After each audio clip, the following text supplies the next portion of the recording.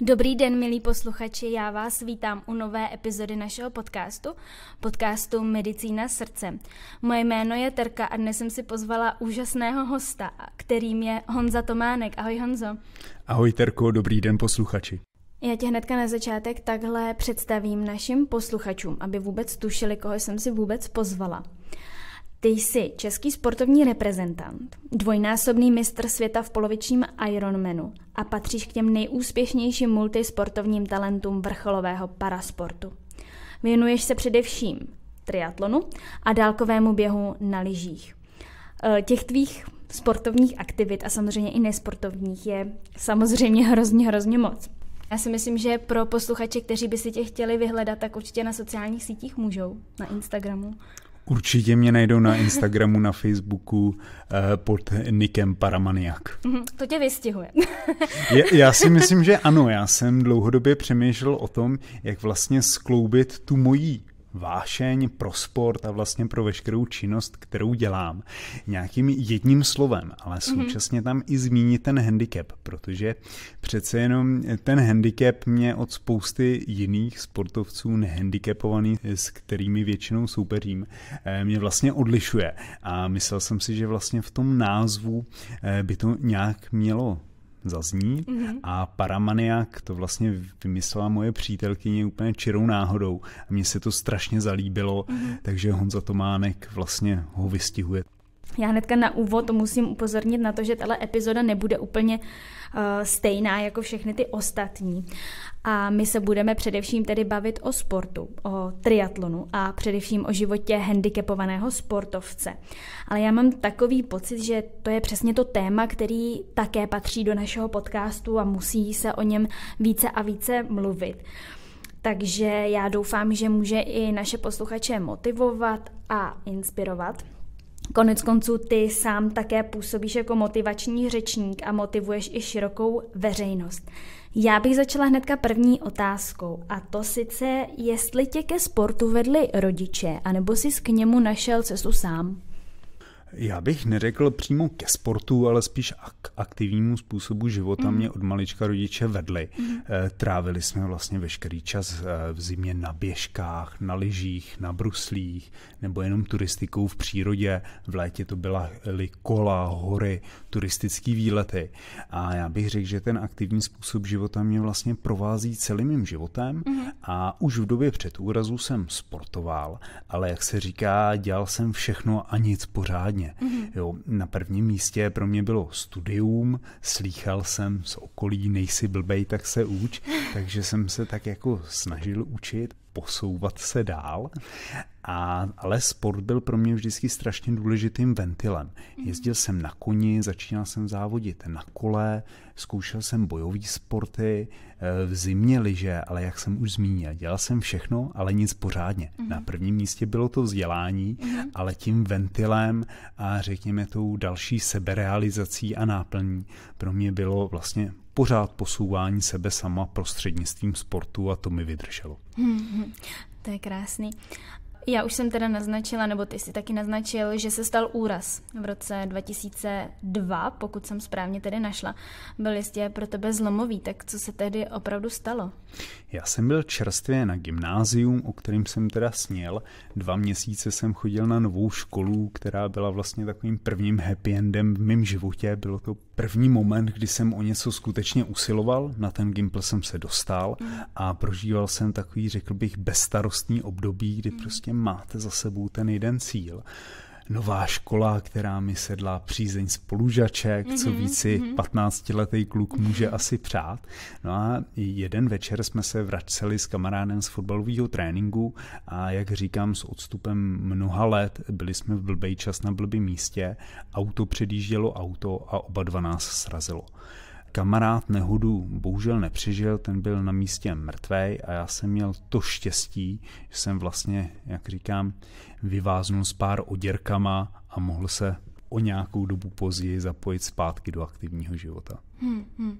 No a jaký to pro tebe bylo jako takový to první zjištění, že aha, dobře, něco se stalo, tak jsem v nemocnici a třeba nemůžu hýbat s nohama, tak co ti problesklo jako tehdy hlavou? Ono to bylo strašně zvláštní pocit, protože já jsem se sice probudil v nemocnici, nebo spíš jsem se tak střídavě probouzel, střídavě jsem byl držený v umělém spánku, protože měl jsem těžký otřes mozku, krvácení do mozku a frakturu obou hlezených kostí. Toť vše, ještě teda odraženou ledvinu, chvíli nefunkční, ale to zase netvářilo tak fatálně. Ale to, že jsem ochrnul, jsem se dozvěděl opravdu s velkým odstupem, protože nebylo to takový to prvotní ochrnutí, kdy se vám, já nevím, rozštípnete si třeba obratel, ta štěpina vám poškodí míchu. V mém případě páteř vydržela, míše taky zpočátku nic nebylo, ale vlastně při tom nárazu jsem se extrémně prohnul v páteři, v zádech a došlo vlastně k prokrvácení míchy, k následnému otoku a řekněme k sekundárnímu ochrnutí. A já si ještě pamatuju, třeba to byl týden po úraze, 5 dní po úraze, těžko říct teďkon, že nade mnou stojí lékař a říká: Honzo, jsi v nemocnici, zahýbej palcema u nohou. A já prostě jsem hejbal, cítil jsem, ještě jsem slyšel doktora, jako je to dobrý, dej k sobě půlky, dal jsem k sobě půlky a to vlastně byla taková první vzpomínka, kterou si z té nemocnice pamatuju. Tušil jsem, že se stal prostě nějaký průšvih, ale jak jste utlumena léky, tak prostě jako nevíte a vlastně vás to nezajímá. No a to, že jsem ochrnul, jsem se začal dozvídat, řekněme tak s odstupem 3-4 týdnů, kdy najednou jsem jako už nebyl tlumený lékama a najednou jsem věděl, že je něco divně. A v tu chvíli byla série dalších vyšetření, co mi teda vlastně je, proč nechodím. A bylo to interpretované od začátku tak, že mám přiskřípnutou míchu, že tam prostě natekl nějaký otok a teď je to jenom na mě, jak budu cvičit a rehabilitovat, že by to nemělo být nezvratný. No a vlastně v tom momentu jsem se upnul k té šanci, že budu chodit, že všechno bude jako dřív. Naplno jsem rehabilitoval, jenomže začaly přibývat měsíce, později půl rok a on se ten stav už nikam nevyvíjel. Tak to je asi ta moje prvotní zkušenost vlastně s tím, jak jsem k tomu handicapu přišel. A dávali ti teda naději nějakou jako lékaři? Já bych řekl, že u lékařů to bylo řekněme tak 50/50. Jenomže strašně funguje selektivnost vnímání. Nedokážu v tuhle chvíli říct, jestli skutečně to bylo 50/50.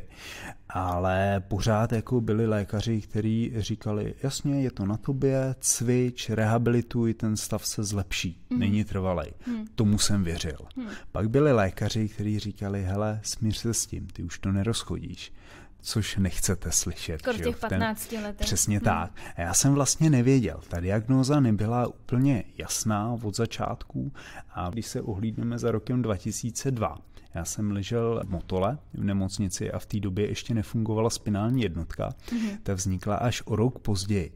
A kolem mýho zdravotního stavu a vlastně i toho rozvinutého spinálního šoku ze začátku byla spousta nevyjasněných otazníků a já si myslím, že s odstupem opravdu mnoha let už se asi nedozvíme, jestli k tomu přispělo i třeba pochybení lékařů. No právě na to jsem se chtěla což taky zeptat. Trošku odvážný říkat tady u vás jako na medicínský půdě, ale každopádně je to věc už stará téměř 20 let a těžko říct, kde vlastně je ta skutečná pravda.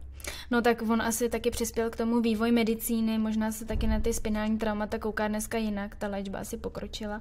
Takže možná, jako kdyby se to stalo právě později, tak lékaři k tomu umějí trošku jinak přistupovat. Je to tak, samozřejmě. Člověk si říká, co by kdyby, a já si myslím, že to je u nás takovou první berličkou vyrovnat se s nějakou těžkou realitou, že chvíli sníme nebo žijeme ve lži a říkáme si, co by kdyby. Nyní by se to pravděpodobně řešilo jinak, ale musíme se vrátit na začátek toho příběhu. No a jak ses teda vyrovnal s tím handicapem? ty sám? No, u mě zpočátku, já jsem si to vůbec vlastně nepřipouštěl. Já jsem ten vozejk přijal tak jako OK, tak máš ho, tak na něm chvíli budeš jezdit, ale bral jsem to jako dočasnou věc. Přiznám se, že relativně krátce po úraze mi dělalo velký problém třeba se na tom vozíku vyjet mezi přátelé, mezi vlastně lidi, který jsem znal před úrazem.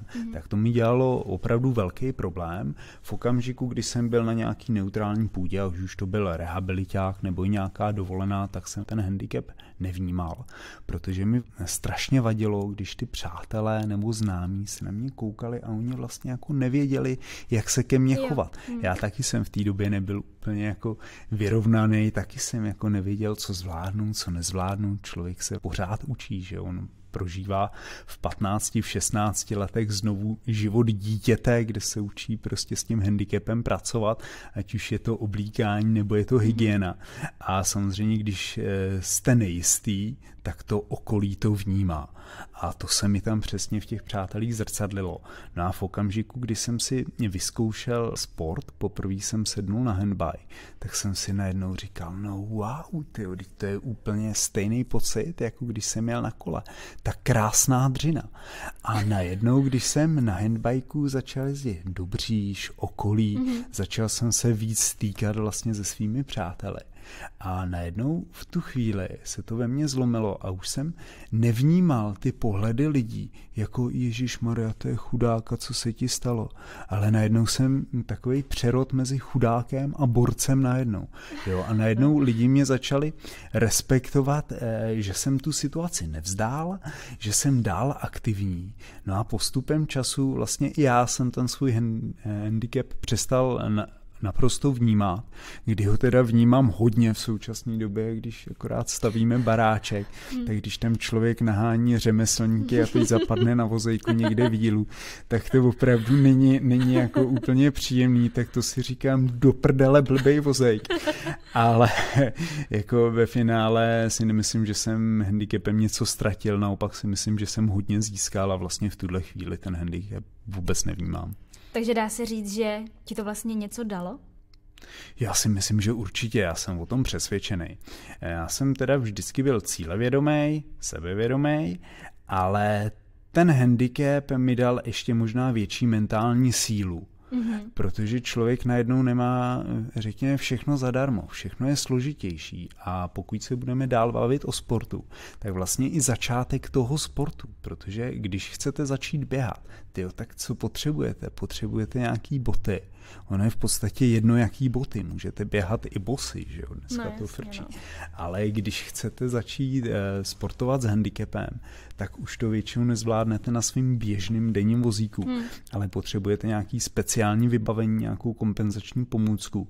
Ta je nesmírně finančně náročná. A úraz mě vlastně naučil to dokázat se zaměřit svoji pozornost na nějakou věc a i přes všechny útrapy se jí snažit dosáhnout. Takže si myslím, že jsem určitě mentálně odolnější. No a teďka taková otázka zase, co by kdyby. Myslíš si, že nebýt toho tvýho handicapu nestal by se vrcholovým sportovcem? Tak o tomhle jsem přesvědčený, že bych se určitě nestal. Jo. Myslím si, že ne, nebo jsem přesvědčený o tom, že ne. Jak jsem zmiňoval, sport mě bavil, vždycky naplňoval, ale vždycky to pro mě byl spíš nějaký psychický ventil. Já jsem přesvědčený o tom, že bych nebýt úrazu měl vystudovaný architekturu a živil bych se jako architekt, protože tahle profese mě opravdu lákala už od začátku základní školy a vlastně vždycky jsem k tomu směřoval. Ale tím, jak se stal úraz, vystudoval jsem později tělovýchovu a sport, školu s úplně jiným zaměřením, ale v té době už u mě významnou roli právě hrál vrcholový sport, tak jsem hledal takový spojený příjemného s užitečným a už jsem nedokázal ten sport obětovat, řekněme, tomu studiu. A co se týče sportovních aktivit a koníčků, tam si myslím, že mě zase úraz nezměnil. Vždycky jsem tíhnul k vytrvalostním sportům a dlouhý triatlon mě lákal už v době před úrazem, ale rozhodně si nemyslím, že bych byl profesionál. Ale teda dneska seš profesionál, dneska se tím živíš, je to vyloženě jakoby tvoje povolání? Je to moje povolání, ale musím zmínit, že sice na jedné straně je Honza Tománek jako profesionální sportovec, ale na straně druhé je Honza Tománek jako profesionální sportovní manažer. Takže se musím hodně otáčet, aby to skutečně fungovalo a mohl se tím sportem naplno živit. No a teda mě by zajímalo, určitě by to zajímalo i naše posluchače, kde bereš motivaci a tu energii ke sportu? To je strašně těžká otázka. Já myslím, že každý máme volbu, kdy máme volbu mezi aktivním a pasivním přístupem. A já teda mám to štěstí, že vždycky se rozhoduju pro ten aktivní přístup. A co se týče sportu, tak pro mě je to neustálá vášeň a chuť poznávat sám sebe v extrémních situacích a to mi právě ten vytrvalostní sport přináší. A u mě je to spíš tak, že já si musím krotit ty nápady, jako co bych všechno chtěl zkusit.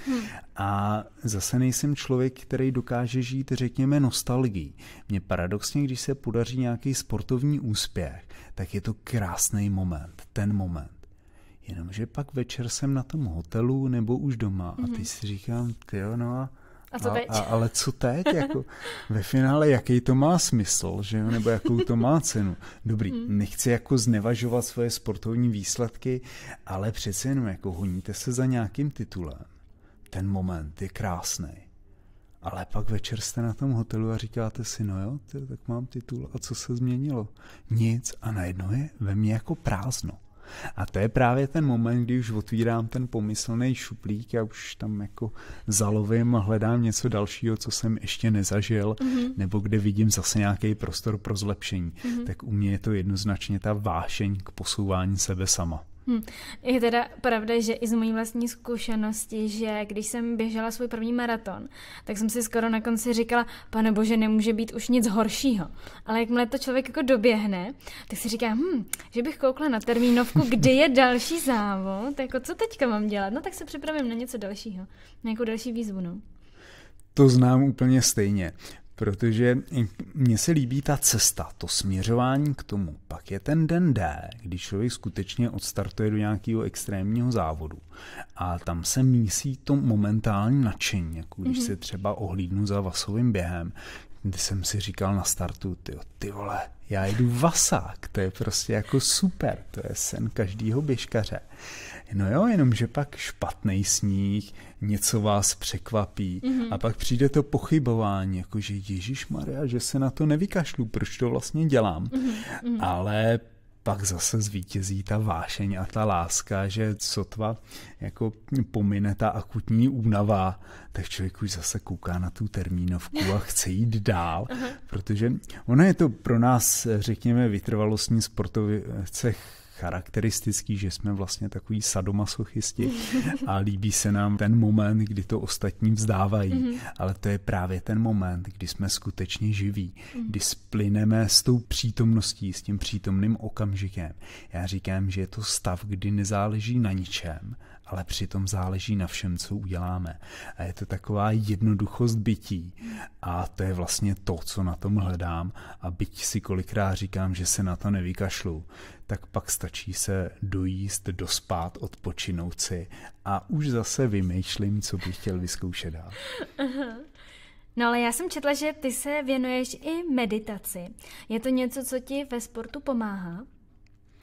Určitě ano. Nebo v životě třeba celkově? Já bych řekl v životě, ve sportu, v životě, protože ta hranice, kde se u mě prolíná sport a život, je to vlastně naše nebo je to moje seberealizace, takže nerad bych úplně odděloval sport a běžný život.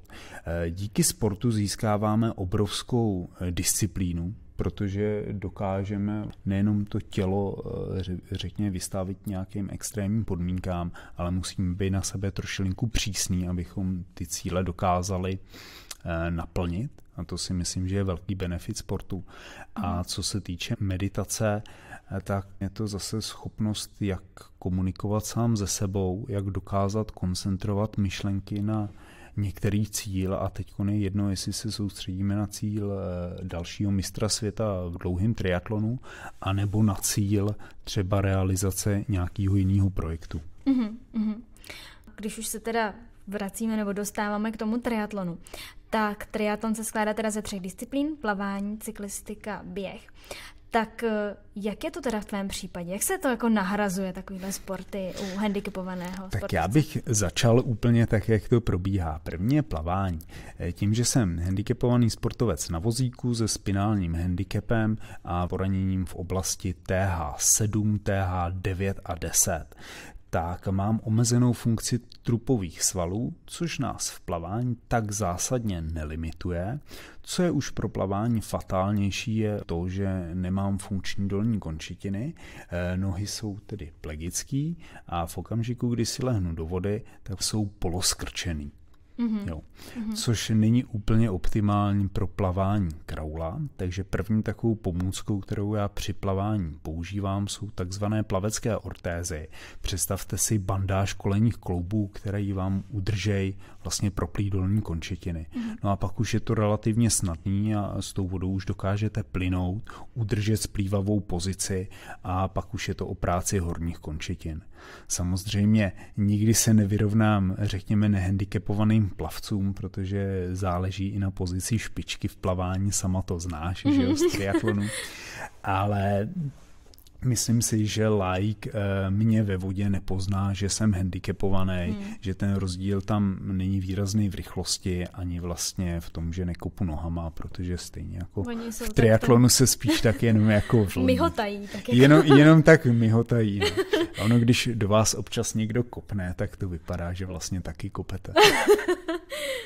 No nicméně to plavání je stěžejní, tak ještě, když to teda popíšeme trošku víc dopodrobna, tak to tě někdo do té vody odnese, anebo se tam jako plazíš z té pláže do té vody? Ne. Naštěstí se plazím se teda na většině individuálních tréninků, nebo mi pomůže přítelkyně nebo přátelé, ale v závodě to probíhá tak, že mám k ruce 2 takzvané handlery, kteří mě vezmou okolo ramen, pod vlastně nohama, do vody mě odnesou, já si to tam odplavu, že jo, tu půlku nebo celýho, pak na mě většinou čekají v cíli, někdy se stane, že teda jako třeba nedorazej a to jsou pak úsměvné situace, ale ten postup je zase úplně stejný. Vidí mi, že doplavávám, po kolena vlezou do vody, vytáhnou mě z vody, odnesou mě na invalidní vozík a dál už zase pokračuju do přechodové zóny. V rámci přechodové zóny sundám plavecí ortézy, sundám neopren, přesednu na handbike a vyrážím vlastně na cyklistiku.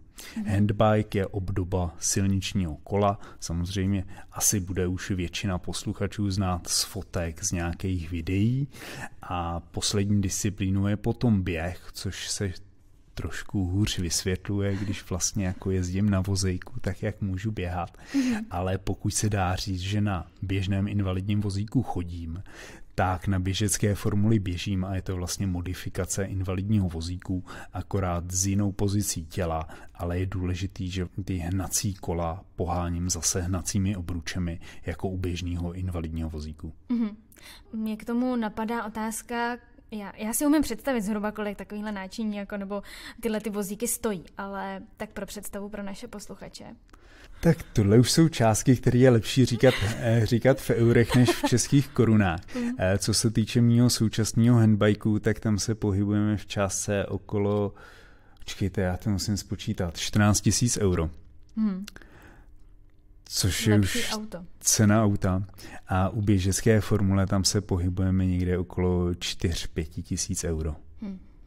To ti asi, předpokládám, poskytují sponzoři. Nebo ty jsi si pořizoval svůj první handbike sám? Já za podpory rodiny jsem si pořídil první handbike, zase se musíme vrátit, že jo, chronologicky v čase, někdy nějakých 17 let zpátky, kdy ty částky nebyly ještě tak markantní, i když i v té době pořád za první handbike jsem zaplatil asi 130 000 korun.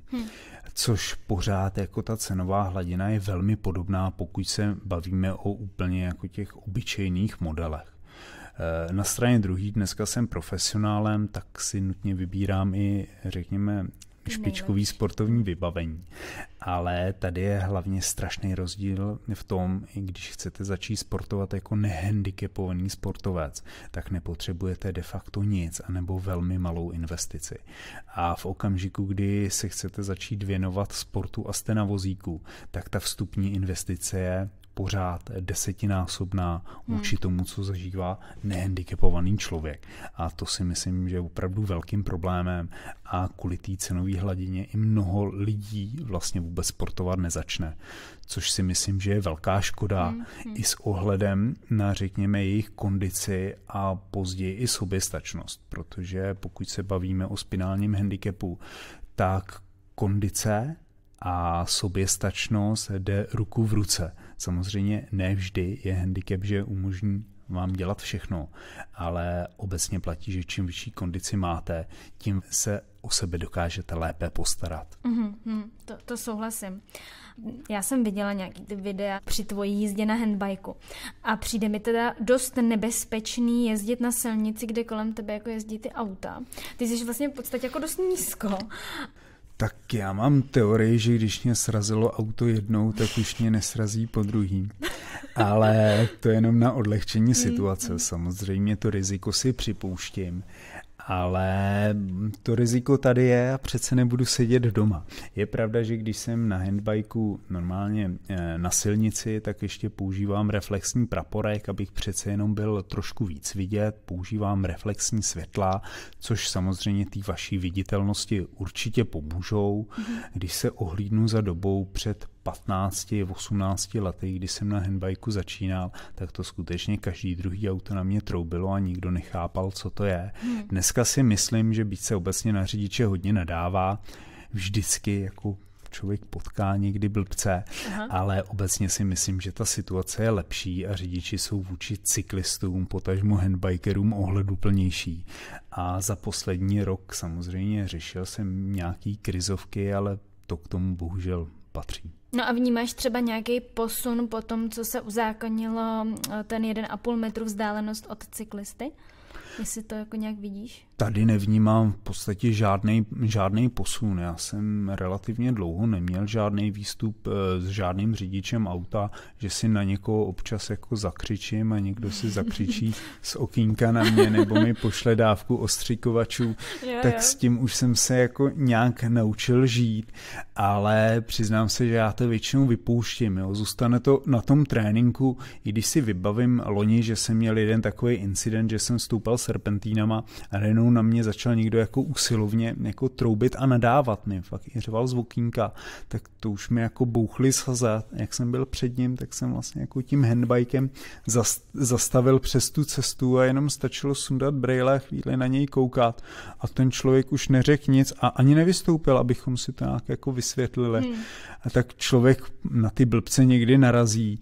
Nemyslím si, že jako uzákonění té hranice by něco extra změnilo, je to opravdu o ohleduplnosti lidí, ale necítím se úplně extra ohrožen na silnicích. Tak to je dobře. Vybavíš si svůj úplně první závod? Tak to si vybavím úplně přesně. To bylo vlastně téměř 2 roky od toho, co jsem měl tu autonehodu. A shodou okolností to byl finálový závod Evropského poháru ve Vídni. Pro mě to byla taková jako punková akce, protože jel jsem s mámou, jel jsem se starším bráchou, měli jsme malý auto, handbike jsme měli přivázaný na střeše a v té době byl pořád jako světový nebo evropský handcycling v plenkách, řekněme, ale pořád s tím, když máte kolo přivázaný na střeše a to kolo je dražší než to auto pod tím, tak trošku vypadáte jako exoti. Takže to byl takový velký punk. Pro mě tam bylo cílem neskončit poslední. Ten závod jsem skutečně s grácií odjel. Neskončil jsem poslední, skončil jsem někde v půlce startovního pole, což byl velký úspěch. Na to, že jsem neměl dořešený, řekněme, jako otázky, jak jíst během závodu, co pít a podobné věci. No a to byl pro mě moment, že jsem se dostal zpátky na start startovních tratí, což považuji za svý jedno z největších vítězství vlastně po úraze.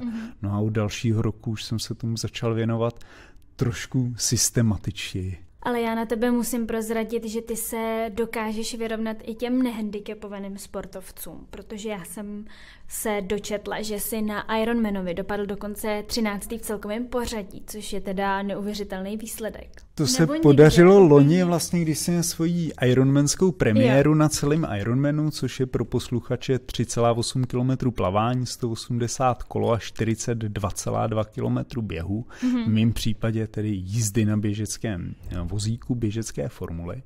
Tak skutečně to byl zase jako takový závod, kde jsem nic extra neočekával. Já jsem chtěl absolvovat v loňském roce svoji vlastně premiéru na ironmanské trati a tím, jak vlivem covidu ten rok byl celý úplně takový divoký, tak jsem měl jednu z posledních možností v Polsku, kde to ještě vypadalo, že ten závod nezrušej. Já jsem tam odjel, domluvil jsem se s organizátorama, že teda nepojedu polovičního Ironmana, že bych chtěl celýho. Úplně nadšený, tak ještě svolali tiskovku. Tak to byl zase jako moment, kdy si říkám, tyjo, že já něco takového jako vůbec říkám, že si člověk na sebe uplete bič. No a byl to závod, do kterého jsem vstupoval s tím, že určitě jako mám na to, abych to dokončil. Dal jsem si takový osobní cíl 12 hodin, bavil jsem se s organizátorama, že tak jako do těch 12 bych to chtěl a oni říkali jako hele, to není jako půlka, to je opravdu těžší. A já říkám, jo, já si myslím, jako, že do těch 12 bych to měl v pohodě zvládnout. Ale sen takovej dlouhodobě je 10 hodin. A oni, no tyjo, 10 hodin na celýho, to už je dobrý. Jsem si říkal, tak nevím. Zaplaval jsem dobře a nasedl jsem na kolo. Začali mě teda jako dohánět ty nehandicapovaný sportovci a předjíždět. No ale ve finále já jsem zjistil, že ten závod jedu na těch 10 hodin, co jsem jako chtěl. Nakonec to teda kvůli dešti už nevyšlo, bylo to 10-11, ale skončil jsem právě 13., což v konkurenci asi 400 nehandicapovaných sportovců byl skutečně jako krásný moment, kdy jsem vlastně opustil tu poloviční distanci a přeorientoval jsem se na celýho Ironmana. Nikdy se to tak zadaří. No, natrhnul jsem prdel, jak se říká, ne? Je to tak. Mě by ještě zajímalo, jestli v tom triatlonu handicapovaných se odlišují jednotlivé handicapy. Jestli svoji kategorii mají ti, kteří třeba nemůžou používat dolní končetiny, potom je kategorie pro ty, co mají vlastně od trupu dolů, že ani trup, nebo jak se to tam odlišuje? Pokud se budeme bavit o paratriatlonu, tak tady je nevýhoda toho, že vlastně máme jednu jedinou kategorii pro sportovce na vozíku. A teď je ještě úplně jedno, jaká vlastně povaha toho handicapu je. Jestli je to malformace, jestli je to spinální handicap, rozsah spinálního handicapu. A to je strašně nefér, když třeba doplavete, už vás vytáhnou z té vody a teď sedíte na tom vozejku a vy s tím, když nemáte úplně stabilní trup, tak v podstatě na tom vozejku máte i co dělat, abyste si sundali neoprén a teď vedle vás frajer s amputací si stoupne na té noze, trenér to z něj strhne a on se dá na handbike. Tak v triatlonu skutečně ta kategorizace nefunguje tak, jak by fungovat měla. No a máš ty vůbec nějakého právě profesionálního trenéra, který by tě vedl? Už ne. Trénuješ sám sebe? Už ne, trénuju sám sebe. Nejsem člověk tvrdohlavej, vlastně ve své sportovní minulosti jsem vyzkoušel mnoho trenérů, spolupracoval jsem i s psychologama, s mentálníma koučema, s výživovýma poradcema a od každého jsem si vždycky něco vzal. A toto jsou lidi, který mám na telefonu, když mám nějakou pochybnost, tak s nimi mohu konzultovat. Ale já, jak jsem relativně aktivní a snažím se kloubit někdy nekloubitelný, a tréninku vlastně už za ty roky rozumím a i jsem vystudoval tělovýchovu a sport, tak jsem vlastně jako začal na sobě dál praktikovat takový pokus omyl, ale za ty roky už vím, co od svého těla můžu čekat a v dnešní době spíš i ty tréninky dělám lidem okolo sebe. No ale ty už si tady naznačil, že si využíval taky služby mentálních koučů, takže dneska taky už žádného nevyužíváš, nebo ojediněle? Vlastně vůbec. Já jsem si od všech lidí, s kterými jsem kdy spolupracoval, vzal něco, ale Vždycky jsem se to snažil strašně individualizovat. Mě pořád otázka psychologie a mentální přípravy, meditace baví, zajímá. Strašně mě baví číst třeba životopisy sportovců nebo celkově úspěšných lidí s důrazem na jejich prožitky, na kontext jejich života. A vlastně to mě inspiruje i motivuje k tomu vyzkoušet někdy třeba něco úplně novýho, ale nerad si dělám obrázek na věci, který nemám oskoušený sám na sobě. A od přírody jsem zvídavej, takže rád zkouším různé věci a i co se týče třeba mentálního coachingu nebo obecně psychohygieny, tak mě velmi oslovilo vlastně v dnešní době strašně diskutovaná Wim Hofova metoda. Přistupoval jsem k tomu nejdřív s velkým despektem, že najednou všichni se začali otužovat a všichni začali mluvit o nějakém dechovém cvičení. Já teda už se otužuju dlouhodobě, tak to pro mě cizí nebylo.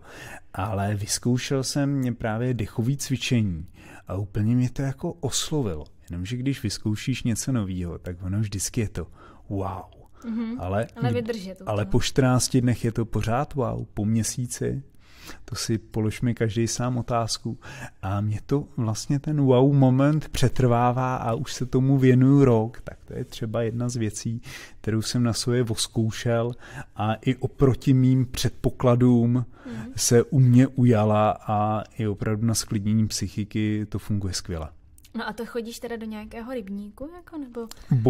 Bohužel já nemůžu chodit do vody, já jsem se tady možná trošku zacyklil. Já mám skvělou zkušenost s dechovýma cvičeníma. Pokud mluvím o otužování, tak bohužel tam jsem fixovaný na nějaký doprovod, který případně se mnou jde a úplně není bezpečný jako na vozejku líst do ledu. To je takový jako divočejší, takže tady bohužel se musím jako spokojit s ledovou sprchou, což je mnohdy ten pocit těžší, než když vás ta voda vlastně obklopí. Ale skvělou zkušenost mám i s dechovýma cvičeníma. Já taky zkouším ledovou sprchu, ještě jsem se neodhodlala do rybníku, ale plánuju, že letos to zkusím, no. Uvidíme, jaký to bude. No ve finále, jestli ta voda je mezi 0 nebo 4, tak už je to v zásadě jedno, že už je to asi hodně bolestivý podmět a to by mě právě jako zvídavýho člověka strašně zajímalo. Zkoušel jsem to diskutovat i vlastně s několika lékařema, s kterýma dlouhodobě spolupracuji, protože zase jako ke svýmu handicapu se snažím přistupovat tak, že limity si nepřipouštím, ale nejsem člověk hloupej, který by šel do nějakého, řekněme, přehnaného rizika.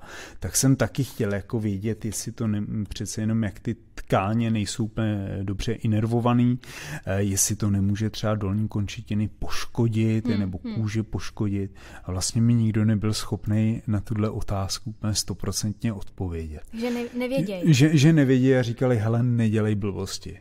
Ale mně to jako blbost nepřijde. No, tak možná se na tobě udělá nějaký výzkum. Přátelé, kdo byste chtěl nějakého ochotného člověka na výzkum, nebojte se ozvat. Jsem nakloněn všemu, téměř všemu. Ježišimarja, no tak doufám, že teďka nebudeš mít e-mailovou schránku úplně plnou. Tak uvidíme. Máš čeho potom vybírat, hele. No ale pořádáš také různé besedy, přednášky, to už jsem říkala v úvodu. Tak chodí ti potom nějaké dopisy, zprávy o tom, že jsi třeba namotivoval někoho ke sportu? Přijdou mi zprávy na Facebook nebo na Instagram.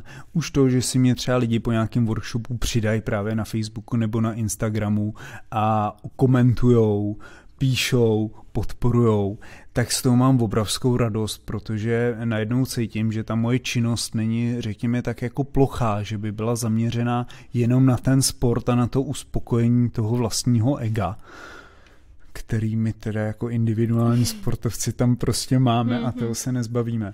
Ale jsem strašně rád, že ta moje činnost má nějaký vlastně větší smysl a nějaký větší přesah.